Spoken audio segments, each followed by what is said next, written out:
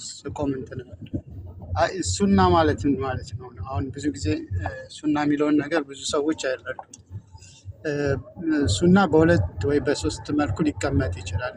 ሱና የሚለው ቃል ከምን አንጻር ነው ሱና የሚለው እንድንረዳው ማለት ሱና ማለት የፊቅህ የእስላማዊ አህካሞች ህግጋቶችን በተመለከተ ሱና ሲባል የራሱ ሁክም የራሱ የሚፈለግበት ነገር አለ።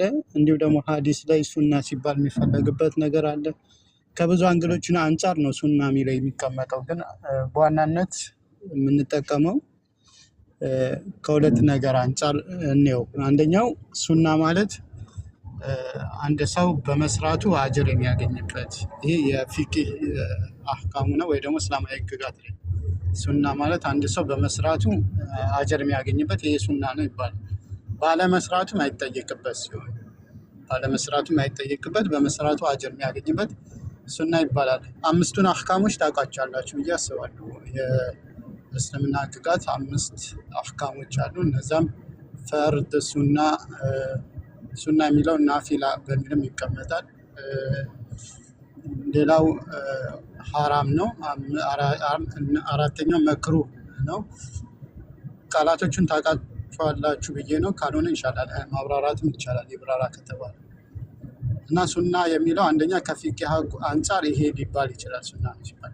ሁለተኛው ደግሞ ሱና ሲባል የሚፈለግበት ይሄ የነቢይ ሰለላሁ ዐለይሂ ወሰለም ተግባር ነው ከሚል አንጻር ግዴታውም ሱናውም ሁሉንም የሚያካትተው ነው ማለት ነው። የነቢይ ሰለላሁ ዐለይሂ ወሰለም እያንዳንዱ እንቅስቃሴያቸው እያንዳንዱ ተግባራቸው ሱና ነው ማለት ነው። ስለዚህ ሁለተኛው ፍቺ ነው። ስለዚህ አሁን ሱና ሲል አሁን የቱን የፈለገበት ሱና ሲል የነቢዩ ሰለላሁ ዐለይሂ ወሰለም መንገድ ነው የነቢዩ ሰለላሁ ዐለይሂ ወሰለም ተግባር ነው የሚለውን ለማሳየት ከሆነ ነቢዩ ሰለላሁ ዐለይሂ ወሰለም በቀኛቸው ነበር ሲበሉ የነበረው። ግን ከአህካሞች ከፊቅህ አንጻር ከሆነ ሱና ሳይሆን ፈርድ ነው። አንድ ሰው በቀኙ መጠጣት በቀኙ መብላቱ ሱና ሳይሆን ፈርድ ነው ማለት ነው። እነዚህም ሁለቱን ነገሮች እንደተለዩ ነው። በቀኝህ ብላ ብለዋል ነቢ ሰለላሁ ዐለይሂ ወሰለም። ነቢ ሰለላሁ ዐለይሂ ወሰለም ትእዛዛቸው ደግሞ የሚያሳየው ግዴታ ነው ይላሉ። ከቀዋኢድ አልፊቅህ ወይ ደግሞ የእስላማዊ ህግጋት መርሆች ከሚወጡት መርሆች አንዱ የነቢዩ ሰለላሁ ዐለይሂ ወሰለም ትእዛዛት ግዴታን ያመለክታሉ ብለው ነው። ስለዚህ ነቢ ሰለላሁ ዐለይሂ ወሰለም በቀኝ ብላ ብለው ስላዘዙ ያ የሚያመለክተው ምንድነው? ግዴታነትን ነው ማለት ነው። ስለዚህ በቀኝ መብላት ግዴታ ነው፣ ሱና አይደለም ማለት ነው። ግን በቅድሙ አንጻር ከሆነ ሱና ማለት የነቢዩ ሰለላሁ ዐለይሂ ወሰለም ተግባራት እንቅስቃሴያቸው እሱን ለማመልከት ከሆነ ሱና ነው ብለን ልንለው እንችላለን ማለት ነው። ግልጽ ነው? እሺ። አይ ግራ እጁ ከሀታ ሳይኖረው ራሱ መብላት ካልቻለ አንድ ሰው ከእስልምና ህጋዎች አላህ ሱብሓነሁ ወተዓላ ላ ዩከሊፉ ላሁ ነፍሰን ኢላ ውስዐሃ፣ አንዲት ነፍስ ከችሎታዋ በላይ ከአቅሟ በላይ አያስገድዳትም። አንዲት ነፍስ አቅሟ በምችለው ልክ ነው የምትገደደው። ስለዚህ እጁ ስለታመመ ወይ ደግሞ እጅ ስለሌለ በግራው ቢበላ ወንጀል ሰርቷል አይባልም ማለት ነው። ያኛው ችግር የለውም ማለት ነው። ማንኛውም አህካም ላይ ነው በነገራችን ላይ የትኛውም ህግጋት ላይ እስላማዊ ህግጋት ላይ የሆነ ነገር ይሄ ነገር አድርጉ ሲባል ግዴታ ነው ሲባል አቅም ካልቻለ ያን ነገር ማድረግ ግዴታ ነው ማለት አይደለም። እሱ የተለየ ግዴታ ሌላ አህካም ሌላ ህግ ስለሚሰጠው ማለት ነው። አልቻለማ ያልቻለውን ሰው እንዲህ አድርግ ተብሎ አይገደድም እና አላህ ሱብሓነሁ ወተዓላ አንዲትን ነፍስ ከአቅሟ በላይ አያስገድዳትም። በምችለው ልክ ነው የምትገደደው አድርግ የምትባለው ማለት ነው። ስለዚህ ያንን ባያደርግ ወንጀለኛ ነው የሚለውን አያሳይም። ወይ ደግሞ ባይችል ግዴታ በቀኝህ ብላ ብትታመም ወይ እጅ ባይኖርም ግዴታ በቀኝ ካልበላ ኃጢአት ሰርታል አይባልም።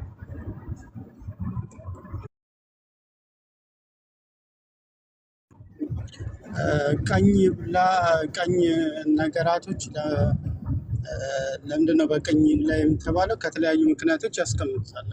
ለምሳሌ እንደ ሸሪያ የምታውቁት ነገር አለ። አንድ ሰው ሽንት ቤት ገብቶ የሚጸዳዳው በግራ እጁ ነው። ስለዚህ አንዱ ምክንያት ልናስቀምጠው የምንችለው ያው የነቢዩ ሰለላሁ ዐለይሂ ወሰለም ሱናቸው ያስተማሩት ከመሆኑ አንጻር በግራ እጁ እንትን በተጸዳዳበት እጁ ከሚበላ በቀኝ እጁ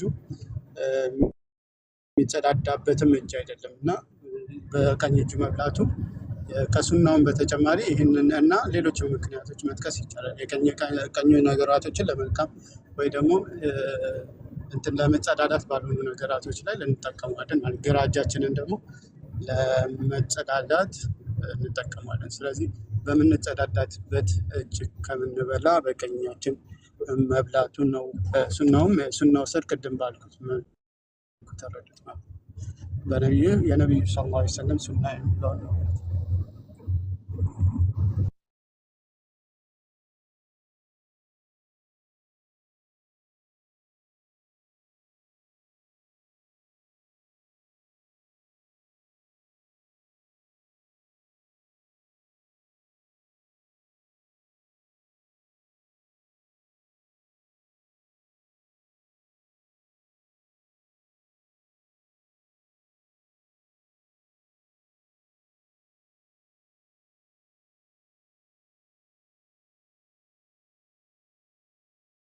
እኔ እኮ አስገቡኝ እያለ መስሎኛል። ታች መስሎ እዚሁ አንተው ጋር ይሳቅ። አሰላሙ አለይኩም እንዴት ናችሁ? ሰላም ሰላም።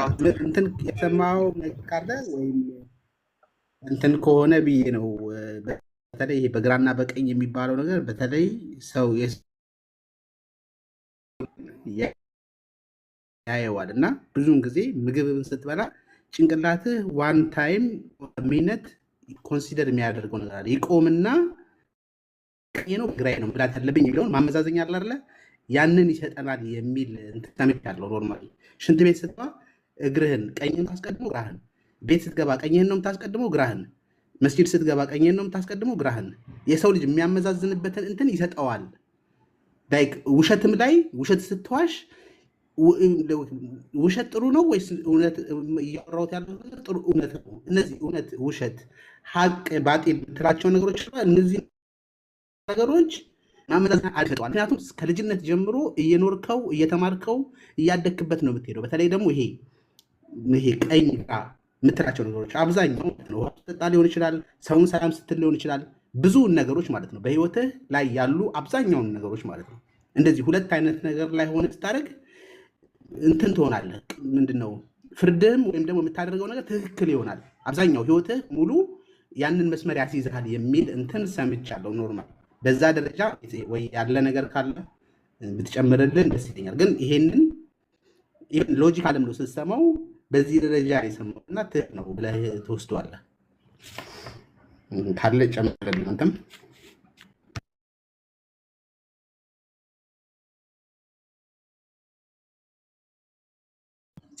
በሱ በኩል ብዙ ጊዜ እንደዚህ አይነት እንትኖችን ብዙም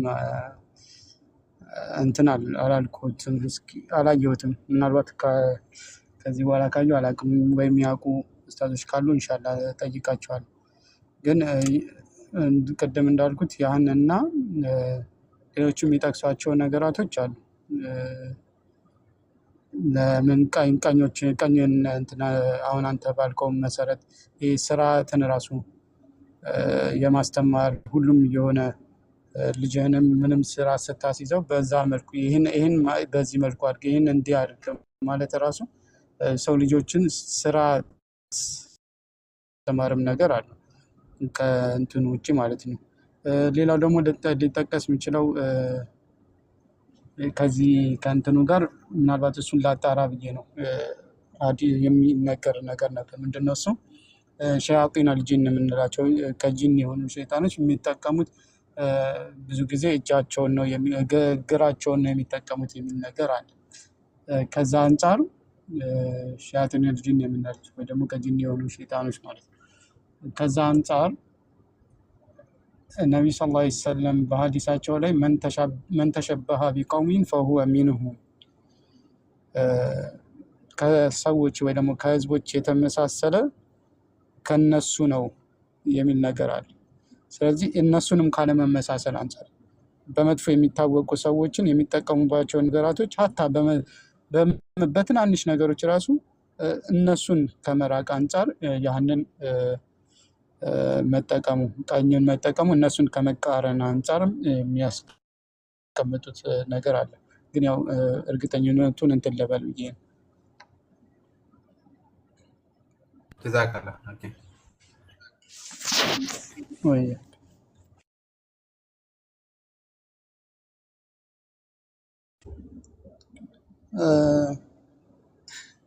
አንዳንድ ሰዎች ኦኬ ሀዲስም አለሽ አሁን ያልኩት ይሄ ነቢሳ ሀዲስ ሙስሊም ላይ ሸያጢን አልጂን የሚበሉት በእግራቸው ነው የሚል ነገር አለ 2019 ላይ። ከዛም አንጻር እነሱ የሚጠቀሙትን ከመቃረን አንጻርም ሊሆን ይችላል ማለት ነው። አንዳንድ ሰዎች እኔ ለምን አላውቅም ማለት ሰዎችን በምን መልኩ ማናገር ሰዎችን በምን መልኩ እንትን እርማት መስጠት እንዳለባቸው ራሱን የቻለ ትምህርት መሰጠት አለበት ብዬ አስባለሁ። እርማት አሰጣጥ ራሱ የተሳሳቱ ሰዎችን በምን መልኩ ነው ማረመው የሚለው ራሱ። ለዛ ነው አንድ አሊም ምን ይላሉ፣ አንዳንድ ሰዎች አጥፊዎች የሚያርሙት ሰዎች የባስ ሰዎችን ወደ ጥፋት እንዲገፋፋ የሚያደርግ ነው። ለዛ ነው አንድ ሰው መከልከል ሀታ ምን ይላሉ ለሞች አንዳንዴ መከልከልህ የሚያመጣው ነገር መጥፎ ወይ ደግሞ የባስ ሌላ ችግር የሚያመጣ ከሆነ አለመከልከሉ የተሻለ ነው የሚሉበት ሁኔታ።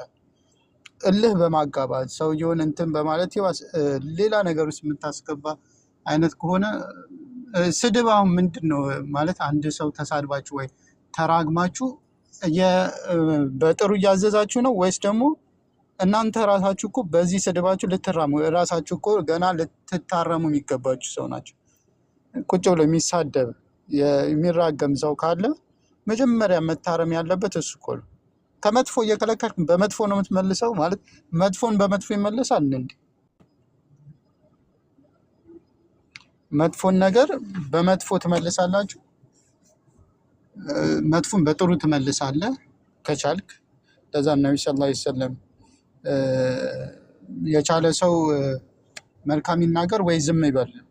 ለዛ ነው አንዴ እንትን ማናቸው ሼኹል ኢስላም ኢብኑ ተይሚያ የሆኑ ሰዎች እየጠጡ ያያል እና እየጠጡ ያገኛቸዋል እና እነዛ የሚጠጡት ሰዎች ሰው በመግደል የሚታወቁ ናቸው። ሰው በመግደል የሚታወቁ ሰዎች ናቸው። ቁጭ ብለው ይጠጣሉ እና አብረውት የነበሩት ተማሪዎች ለምንድን ነው እነዚህን ሰዎች እየጠጡ እያያቸው ማትከለክላቸው? ለምን ዝም ትላቸዋለህ? እየጠጡ እያየ እንዴት ዝም ትላቸዋለህ? ለምን አትከለክላቸውም? አይ እኔ ብከለክላቸው እኮ እነዚህ ሰዎች ሂደው ሰው ወደ መግደል ነው የሚሄዱት ነው። ስለዚህ ስትከለክሉ የሆነ ነገር ቢያንስ እናንተ ተከትሎ የሚመጣውንም ነገር ማየት አለባችሁ።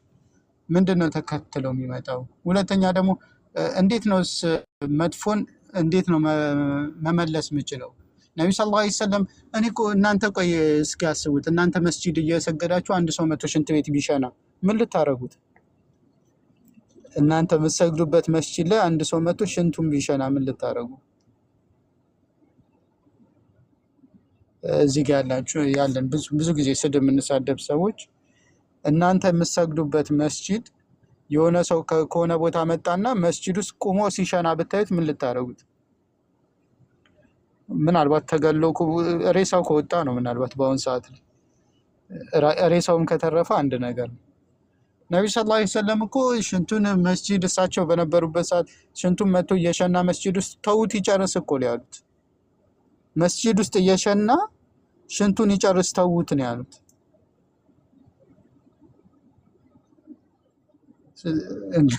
እና እኛና የት ነን? እኛና ነቢዩ ሰለላሁ ዐለይሂ ወሰለም የት ነን?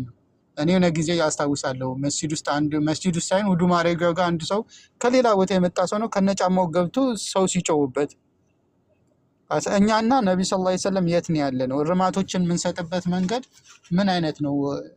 እስኪ አስተውሉት። አንዱ መጣና ደግሞ አንዱ ብዙ ጊዜ አስቸገራቸው። መጠጥ እየጠጣ ይገረፋል። መጠጥ እየጠጣ ይመጣል ነቢዩ ሰለላሁ ዐለይሂ ወሰለም ዘንድ፣ ከዛ ይገረፋል። ከዛ ሰዎች ምን አሉት? አንተ በጣም እኮ ነቢዩን ሰለላሁ ዐለይሂ ወሰለም አስቸገርካቸው፣ በጣም እንትን አልካቸዋል። ከዛ ነብዩ ሰለላሁ ዐለይሂ ወሰለም ምንድን ነው ያሉት? እሱ እኮ አላህና መልእክተኛውን ይወዳል ነው ያሉት።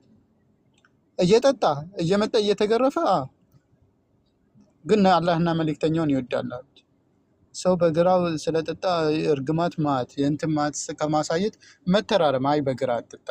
መጀመሪያ ደግሞ እኮ መጀመሪያ ስህተት መሆኑን እኮ ማየት አለብን። መጀመሪያ እኮ ስህተትን ለማረም እኮ ስህተት መሆኑን አይደል። ካሜራው ገልብጦ እንደሚያሳይ የማያውቁ ሰዎች፣ እውነት እየጠጣ እንዴት እንደሆነ የማያውቁ ሰዎች ይመጣና አንተ እንዴት ትጠጣለህ በግራ? አረ ሰብር፣ ቆይ መጀመሪያ እንዴት ነው በግራ እየጠጣ ነው? አጣራ መጀመሪያ። እውነት ነው ወይ የማየው ነገር እውነት ነው ወይ? በግራ እየተጠጣ ነው ወይ?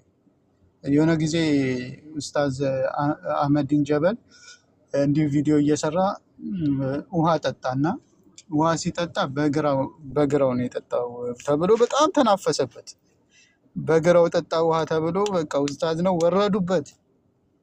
እና ትዕግስት ስለሌለን ማለት ነው። እንደ እንትና ያለው ደግሞ ይሄ ስሙ መጥራት ማልፈልገው አንድ ተወይ ባለፈው አህመድ የገባበት ቤት ማለት ነው። እና እዛ እንደዚህ አይነት ሰው ደግሞ ከእስልምና ለምን ወጣ ሲባል ኧረ ከባባድ ነው እንደዚህ እያሉኝ አስቸገሩኝ ብሎ በቀኝ ጠጣ በግራ ጠጣ አሉኝ። እንደዚህ አይነት ደካማ ሰዎች ደግሞ ሊወጡም ይችላሉ። እና ብቻ እሱን ተውትና የምናረምበት መንገድ ሰዎችን በሚያርቅ መሆን የለበትም። እርማትን በሚያሳይ መልኩ እኔ አንዳንዴ እርማት የምትሰጡት መታረምን ሰዎችን ለማረም ነው ወይስ እልህ አላችሁ የሆነ ቂም መወጣት የምትፈልጉት የሆነ ውስጣችሁ ላይ በጣም በቃ እንዴት ልናገረው ይሄን ሰው ነጥብ እንዴት ላስጥለው እንዴት ላናግረው የሚል ፍላጎት ነው ያላችሁ? ማለት እንዴት ምላሷን እንዴት እንድትሰድበኝ ላድርግ፣ እንዴት ላናዳት፣ እንዴት ላናደው አይነት ነገር አላችሁ? የምታርሟቸውን ሰው እንደዛ ነው ሀሳባችሁ? አስቀይመዋቸዋል ወይስ የእናንተን ውርስ ወስደውባቸዋል? የተረፈ የወረሱት ውርስ አለ ወይስ ስራ ቦታ የእናንተን ስራ አስለቅቀው ነው የወሰዱባችሁ? ምን አድርገዋችኋል? አንዳንድ ቂም ካላችሁ ምናልባት ቂማችሁን ንገሩና ቂማችሁን በዛው ተወጡ። ካልሆነ እርማት ስትሰጡ በስራ ስጡ። ቂማችሁን እልህ ካላችሁ ደግሞ ዲን አታልብሱት፣ ሃይማኖታዊ ልባስ ሳታለብሱት። ለምን አንዳንዴ ነገራቶች ሃይማኖት ስታስለብሱት አላህ እኮ ተጠያቂነት እኮ አለ አላህ ዘንድ። ሌላ ነገር ፈልጉበት፣ ሌላ ነገር ማለት ነው። የሆነ እልህ መወጫጫ። አንዳንዴ ስሜታቸውን በዲን መሸፈን የሚፈልገዋል። አሁን በእናንተ ቤት በቃ ከመጥፎ እየከለከላችሁ ነው። መጥፎ አታርጉ። ይህን እልህኝነታችሁን ተሳዳቢነታችሁን ወይ ደግሞ ይሄ ለአፋችሁ ልክ አለመኖሩን ዲናዊ ልባስ አታልብሱት። ከፈለጋችሁ ሌላ ቦታ ሄዱና መሰዳደቢያ ብዙ አለ። እኔ ሼር አደርግላችኋለሁ፣ ግን ያው ወደ መጥፎ አላመላክትም ብዬ ነው እንጂ ሼር አደርግላችሁና ሄዳችሁ አብራችሁ መሰዳደብ ትችላላችሁ። የእነሱን ቤት ማማማቅ ትችላላችሁ ማለት ነው። ግን እዚህ አትምጡ። እዚህ ሰዎችን መማማሪያ ቦታ መታችሁ መተራረብ። እህቴ ሆይ እንደዚህ አትብይ፣ እንደዚህ መልካም አይደለም። መብላት ያለብሽ በቀኝሽ ነው በእጅ ከመራገም በፊት ማለት ነው። ስለዚህ እርማትን ያስተዋል የምናርምበት መንገድ እርማትን እንትን ያሉ እኔ ነብዩ ሰለላሁ ዐለይሂ ወሰለም ጋር እኮ አንዱ መጥቶ እኮ ዝሙት ፍቀዱልኝ እኮ ያሉ ዝሙት ፍቀዱልኝ። ነብዩ ሰለላሁ ዐለይሂ ወሰለም ዝሙትን እንዲያጠፉ የተላኩትን መልእክተኛ ዝሙት ፍቀዱልኝ አላቸው። እስኪ ነብዩ ሰለላሁ ዐለይሂ ወሰለም ምን አይነት መንገድ በምንድን ነው ያረሙት? እንዴት ነው ሲያርሙት የነበረው? እንዴት ዝሙት እንዴት ፍቀድልኝ ትላለህ? ዝሙት እንዴት እንትን ትላለህ ነው ያሉት ነብዩ ሰለላሁ ዐለይሂ ወሰለም። በቀላል እኮ አድርገው ነው። አንተ ይሄን ጠሩትና አንተ ይሄን በእናትህ ላይ ቢሆን ትፈልገዋለህ፣ ትወደዋለህ? እናትህ ዝሙት ቢሰራባት ትወዳለህ? አልወድም። አንተ እሺ ልጅህ ላይ ቢሰራበት ትወደዋለህ ይሄን ነገር? አይ ልጄም ላይ እንዲሆን አልፈልግም። እሺ አንተ በእህትህ ላይ እንዲሆን ትፈልጋለህ? አሁን ያልከው ነገር እህትህ ላይ እንዲፈጸም ትፈልጋለህ? አልፈልግም። ከአንተ እንዲፈጸም በእናትህ ላይ እንዲፈጸም በሚስትህ ላይ እንዲሆን ማትፈልገውን ነገር በሌሎች እህቶች ላይ ለምን እንዲፈጸም ትፈልጋለህ? ለምን አንተ ታደርገዋለህ? በሎጂክ ነው። በቃ አላህ እኮ ከልክሏል። በቃ እንዴት እንዲህ ታደርጋለህ አላል። ሎጂክ ነው ያሰብ። በቃ በቀላሉ ምክንያታዊ የሆነ መልስ ነው የሰጡት። በዚህ መልኩ ነው። ከዛ በኋላ ዝሙትን ጠላሁት ነው ያለው እሱ ራሱ። ከዛ በኋላ ዝሙትን ጠላሁታል። ለምን እኔ በራሴ በእህቴ ላይ የማልፈልገውን ነገር ለምን ሌሎች ላይ ያደርጋል? እናቴ ላይ እንዲፈጸም ወንድሜ ላይ እንዲፈጸም የማልፈልገውን ነገር እኔ አላደርግም ብሎ እንትን አለ ማለት ነው። እና ሰዎችን የምናስተምርበት የምናረምበት መንገድ የሆነ ርማትን ታሳቢ ያደረገ እንጂ እልህ መወጫጫ አይደለም። እልህ የሆነ ቂም መወጣጫ ጉልበትን ማሳያ አይደለም። እና በዛ መልኩ እንድንተራረም ይገባል ማለት ነው። አፉ በሉኝ አረዘምኩባችሁ፣ ግን ያው የሚያዝ ሰው የለም እንዳይገቡ ከከበዳቸው አንዱ እስልምና ስርዓት አበዛብን። ምግብ ላይ መጠጥ ላይ ስናስነጥስ ያልገባበት ቦታ የለም እና ይሄ በዛብን ብለው ስርዓት ለምን እንማራለን? አናግርና መለሳለሁ ኢንሻአላህ። እና ስርዓት ለምን ይኖረዋል እስልምና? እኛ የምንፈልግ ነው እንደፈለግን እየዘለን እንደፈለግን መኖር እንደፈለግን መዝለል መፍረጥ ነው። ምግብ ስበላ ለምን አየር ላይ ያንከባልኩ እየደፋሁት ለምን አልበላም? የምን ስርዓት ነው? ምግቡን ከፈለግኩ መሬት ላይ ከፈለግኩ እንትንን ስርዓት አታስይዙን የሚላሉ። እኛ ደግሞ አይ ይሄ አይደለም፣ እስልምና ህይወት ነው፣ እስልምና የሚኖር ነው። እስልምና ዝም ብለህ አመንክ ትድናለህ፣ ከዛ እንደፈለግክ ኑር አይደለም። ስርዓት አለው። ስርዓት ያስይዛል። ስትበላ ስርዓት አለው፣ ስትጠጣ ስርዓት አለው፣ ስትሄድ ስርዓት አለው። ከእያንዳንዱ ከህፃን ጋር ስርዓት አለው፣ ከባለቤት ጋር ስርዓት አለ፣ ከወላጆች ጋር ስርዓት አለ።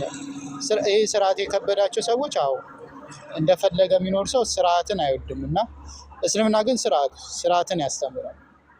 ያ ካስተማራቸው ስርዓቶች አንዱ ምግብ ነው። ሰው ልጆች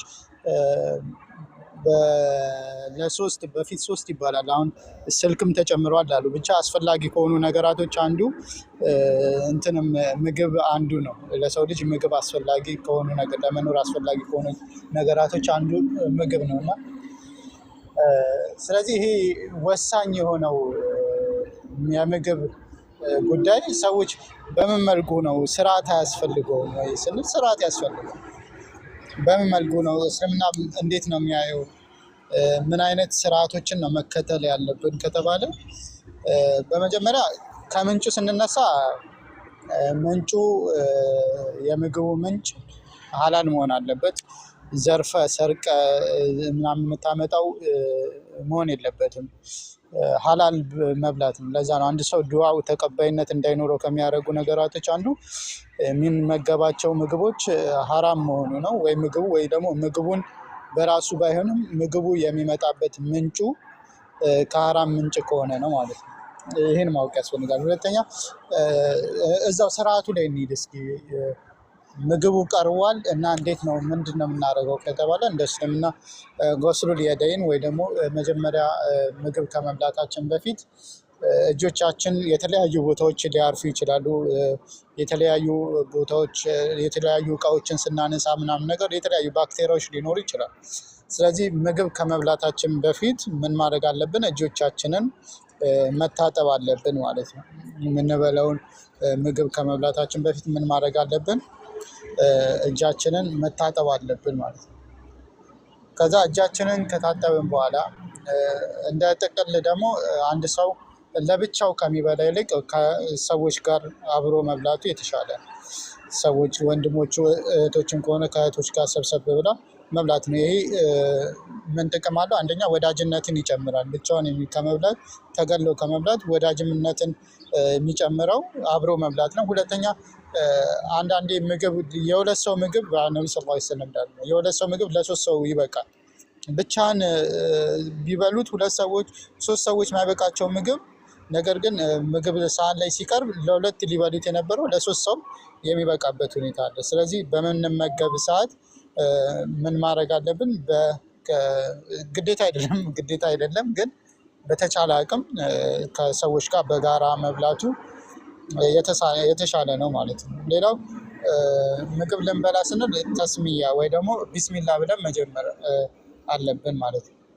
ቢስሚላ ብለን መጀመር አለብን። ያው ሁሉ ነገራችን ላይ እያንዳንዱ እንቅስቃሴያችን ላይ በአላህ ስም መጀመሩ መልካም ነው። ያህን የምንበላውን ምግብ አላህ ሱብሓነሁ ወተዓላ በረካ እንዲያደርግልን በእሱ ስም መጀመር አለብን ማለት ነው። ምናልባት አንድ ሰው ቅድም እስልምና ሁሉ ስርዓትን ያስተምራል አላልኳችሁ? ምናልባት ቢረሳስ ምግብ ከጀመረ በኋላ ቢሆንስ ቢስሚላህ ማለቱን ያስታውሰው ወይ? እኔ ቢስሚላህ ሳልል ቢልስ? ነቢዩ ሰለላሁ ዐለይሂ ወሰለም ኢዛ አከለ አሐዱኩም ፈልየዝኩር ኢስመላህ፣ አንድ ሰው መመገብ በሚፈልግበት ሰዓት ቢስሚላህ ይበላሉ። ፈኢን ነሲየ፣ ምናልባት ሰው ነውና ሊረሳ ይችላል። አንየዝኩረ እስመላህ፣ የአላህን ስም ማውሳትን ከረሳ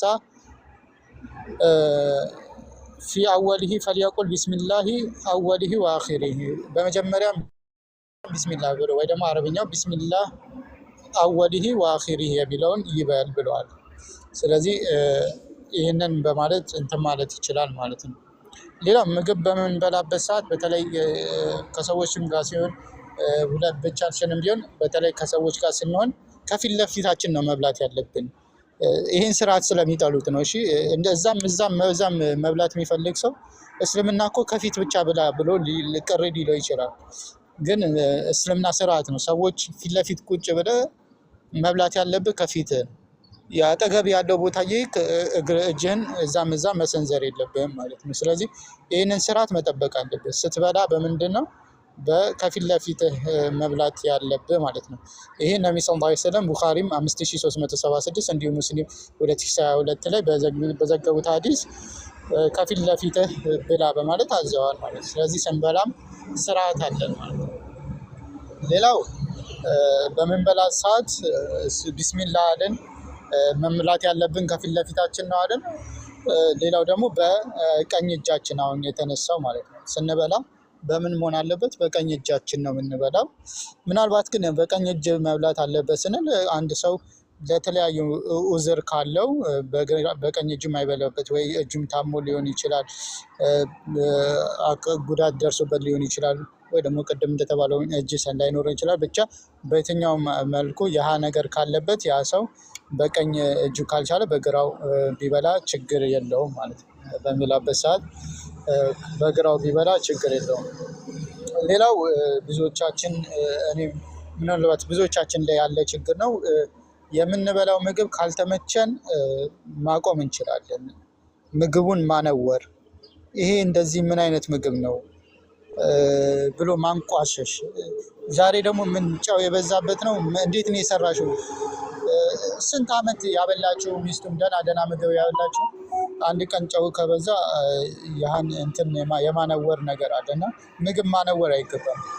ዛሬም ሽሮ ነው የምንበላው የሚል ሽሮ ባለውለታችንንም ማናናቅ አይገባም። ባለፈው የሆነ ቪዲዮ አይቼ ነበር። ብቻ ምንበላቸው ምግቦችን ማነወር ተገቢ አይደለም፣ ልናነውር አይገባም። ማንኛውም ምግብ ብንበላ ከተመቸን በልተን በደንብ እንወጣለን። ካልተመቸን አይ በቃ አልተመቸኝም እተወዋል እንጂ እንደዚህ አረግሽ፣ እንደዚህ አይነት ምግብ ተሰራ፣ ለምንድን ነው ይሄ የሚሆነው እያለን ምግቡን ማነወር ተገቢ አይደለም ማለት ነው። ስለዚህ በምንበላ ሰዓት ምግቡን ማነወር የሚገባ አይደለም፣ ልናነውር አይገባም። ሌላው ምናልባት ከምግብ ጋር የተነሳ ቅድም ከፊት ለፊታችሁ ብሉ የሚለውን አንስተናል እና ምናልባት ግን የተለያዩ ምግቦች ሊኖሩ ይችላሉ። ማለት ሳህኑ ላይ ያሉት ምግቦች ምናልባት የተለያየ አይነት ወጦች፣ የተለያየ እንትኖች ከሆኑ ምናልባት እኛ ጋር ያለውን ቀምሰ ነው ሌላም ቦታ ያለውን ከምግቡ የተለያየ ከሆነ ብንሄድ ችግር የለውም ማለት ነው። ግን አንድ አይነት ምግብ ባለበት የሰዎች ፊት ለፊት እየሄዱ መረማመድ ተገቢ አይደለም ማለት ነው ምግብ በምንበላ ጊዜ። ሌላው በምንበላ ጊዜ ከጨረስን በኋላም ያለው ስነ ምግባር ነው። ምስጋና ለአላህ ሱብሓነሁ ወተዓላ ማቅረብ ተገቢ ነው። አላህ ሱብሓነሁ ወተዓላ ከተመገቡት ዛሬ ዓለም ላይ ብዙ ሰዎች ምግብ እጦት የሚሞቱ ሰዎች አሉ። ምግብ አጥተው የሚበሉት በረሃብ የሚሞቱ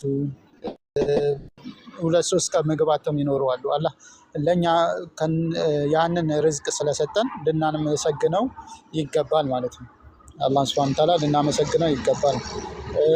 ሌላው ማየት ያለብን ወይ ደግሞ ልናስተውል የሚገባው ምናልባት የበላነው ምግብ ሰዎች ጋር እንግድነት ሄደን ከሆነ ደግሞ ዱዓ ማድረግ ለነዛ ሰዎች ዱዓ ማድረግ ተገቢ ነው ማለት ነው። ላበሉን እንግድነት ወደ ተጠራንበት ቤት ማለት ነው ምስጋና ማቅረብ ያስፈልጋል። ያው ዱዓ ወይ ደግሞ ከበላን በኋላ የምናደርጋቸው የዱዓ የምስጋና አይነቶች በብዙ መልኩ የመጡ አሉ። ግን በቀላሉ ወይ ደግሞ ብዙዎቻችን አልሐምዱሊላህ በማለት ልንብቃቃ እንችላለን። ሌላው ደግሞ አልሐምዱሊላህ ለዚ አጥዓመኒ እያለም ለመገበኝ ላበላኝ ጌታዬ ምስጋና ይገባው፣ ምስጋና ለሱ የተገባ ነው። ሀዛ ይህንን ምግብ ይህንን ርዝቅ ለሰጠኝ ጌታዬ ምስጋና ይገባው ብለን እንላለን። ወረዘቀኒ እንዲሁም ደግሞ እሱን ለረዘቀኝ ሚን ገይሪ ሐውሊ ሚኒ ወላ ቁዋ ከኔም ብልሃት ወይ ደግሞ እኔ ብልህ ስለሆንኩ እኔ ብዙ ጊዜ የማናስተውለው ነገር አለ። ስለለፋን ስለደከምን የምናገኝ ሌሎች ደግሞ እንትን ስላሉ የሚመስለን አለ። ምንም እኮ አናውቅም እኛ ምናልባት ለፍተን ምናምን ምግቡን አምጥተን ይሆናል። ግን አንዳንዴ ርዝቆቹን እራሱ አስቡት እስኪ። ዛሬ ሀብታም ሆነው እኮ ስኳር ያለበት ምግብ አትብላ ይባላል። ብሩ አለው እንትኑ አለው ሁሉ ነገር አለው። ግን ይህን ምግብ አትብላ ተብሏል። ስላለህ ትበላለህ ማለት አይደለም። ገብቶናል። ደሃ ስለሆንክ ደግሞ የሆነ እንትን አትበላም ማለት አይደለም። አላህ ሱብሓነሁ ወተዓላ ካላሰብክበት ቦታ ሊረዝቅ ይችላል። ስለዚህ ይሄ የኛ ኃይል የኛ ብቃት የኛ እንትን አይደለም። አንዳንዴ አላህ ሱብሓነሁ ወተዓላ ከየት እንደሚረዝቀን ወይ ደግሞ ቤት በኩል ደግሞ ምግብ እህል ልናጣም የምንችልበት ሁኔታ ሊኖር እንደሚችል ማወቅ ያስፈልጋል ማለት ነው። ስለዚህ በጥቅሉ እነዚህን ስነ ምግባሮች መጠበቅ አለብን። ሌላው ነቢይ ሰለላሁ ዐለይሂ ወሰለም አንድ ሰው ምግብን በሚመገብ ሰዓት እንደው በጣም በላ ከተባለ ምናልባት የሰው ልጅ ይላሉ ነቢይ ሰለላሁ ዐለይሂ ወሰለም ክፉ ወይ ደግሞ መጥፎ ከሚሞላቸው ነገራቶች አንዱ ሆዱ ነው ይላሉ። ስለዚህ ምግብ ስንበላ ኢስራፍ ምንድነው ማባከን አያስፈልግም። ከፊሉን 1/3 ለምግብ እናደርገዋለን፣ 1/3 ለውሃ፣ 1/3 ለአየር። በቃ ይህ ትርፍ በልተን መንቀሳቀስ እስከማንችል ድረስ መራመድ እስከማንችል ድረስ ነገ እንሞታለን የተባለ ይመስል ዛሬ በልቼም ሁሉን መጨረስ አለብን አይባልም። ማለት ቤት ውስጥ ያለውን ሁሉንም መሰራት አለበት ሳይሆን በልካችን ሰርተን በማይባክን መልኩ እንዲሁም ደግሞ በጣም ደግሞ ከልክ ባለፈ ጥጋቡን ውስጥ መግባት አስፈላጊ አይደለም። ምግቡን ለ1/3 ለምግብ ለአየር እና ለውሃው መተው ያስፈልጋል ማለት ነው። እነዚህ ነገራቶች በጥቅሉ የምንጠብቃቸው ስርዓቶች መሆን አለባቸው ማለት ነው። ከምግብ ጋር በተያያዘ ምናልባት ሌሎች የምጨምሩት ነጥብ ካለ ኢንሻላህ ጨምሩት። እኔ አላቅም፣ እኔ እንደዚህ የሚል ሀዲስ አላቅም። እኔ የበላችሁ መጠጣት አትችሉም ወይ ደግሞ ከመብላታችሁ በፊት አትጠጡ፣ ከበላችሁ በኋላ እንትን አትበሉ የሚል ሀዲስ አላቅም። ምናልባት አዲስ ነው፣ ለመጀመሪያ ጊዜ ነው ሲሰማ። እኔ ራሱ ይህንን እንትን አላቅም። መጠጣት የራሱ ስርዓት አለው። ቅድም መብላት አንደኛ በቀኝ እጁ ነው። ቅድም ምግቡንም በቀኝ እንዳልነው መጠጣትም ያለበት በቀኝ እጁ እንደመጠጣት ነው። ሁለተኛ ምግብን በቢስሚላ ብሎ መጀመር እንዳለበት ሁላ መጠጥም ሲጠጣ የሚጠጣ ነገር በቀኝ እጁ መጠጣ እንትን ቢስሚላ ማለት በአላህ ስም መጀመር አለበት። ሌላው በሚጠጣ ሰዓት አንዴ ጭልጥ ማድረጉ አይገባም። ከመጠጣት እንትኑ አንዱ ትንፋሽ እየወሰደ መጠጣት፣ በአንድ ትንፋሽ ጭልጥ ማድረግ ሳይሆን ቢያንስ በ3 ትንፋሽ መጠጣት አለበት ማለት ነው። በአንድ ጊዜ መጠጣት የለበትም፣ 3 ጊዜ አየር መውሰድ አለበት ማለት ነው። እንትን በምሳል ያው ሌላው አይሰማም፣ ድምፅ ታፍኗል እያለኝ ይሰማል ድምፄ?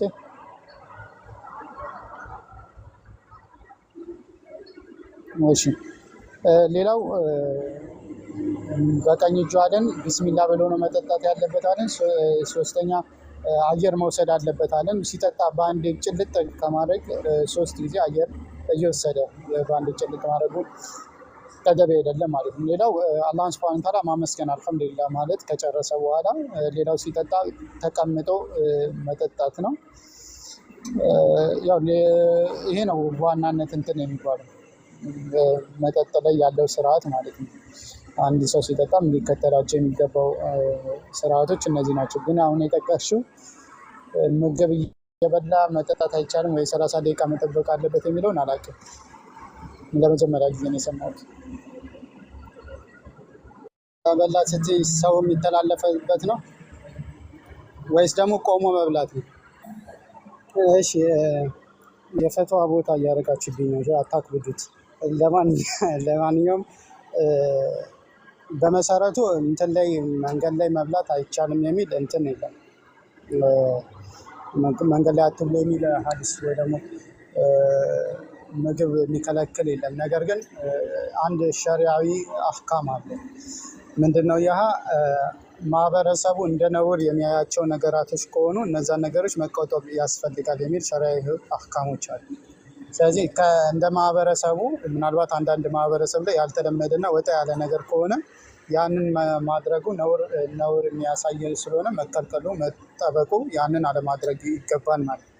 ግን ማህበረሰቡ ዘንድ የተለመደና ያ ነገር እንደ ነውር የማይታይ ከሆነ ያ ሰው በማድረጉ ነውር አድርጓል ተብሎም እንደ ነውር የሚታይበት ሁኔታ ካለ መጠንቀቅ ያስፈልጋል። ካልሆነ ግን ሸሪዓዊ እንትኖች የለም፣ የሚከለክለው ነገር የለም። ግን ቅድም እንዳልኳችሁ ያንን ያዙት። እንደ ማህበረሰቡ የሚያየው እንደ መጥፎ የሚያያቸው ነገራቶች ሸሪዓዊ እንትን ባይኖራቸውም ክልከላ ባይኖራቸውም መጠንቀቁ ይገባል ማለት ነው። ከዛ አንጻር መጠንቀቅ አስፈላጊ ነው። ኢትዮጵያ ላይ እንደዚህ አይነት ነገሮች እንደ አካባቢያቸው ሊለያይ ይችላል። ያልተለመደ ነገር ከሆነ አታድርጉት። እንደ ነውር የሚታይ ከሆነ ማድረግ አስፈላጊ ነው። አካባቢያችሁ ላይ ግን ማንኛውም ሰው ሊያደርገው የሚችለውን ያን በማድረጋችሁ ነውር አይነት የማይታይ ከሆነ ችግር የለውም።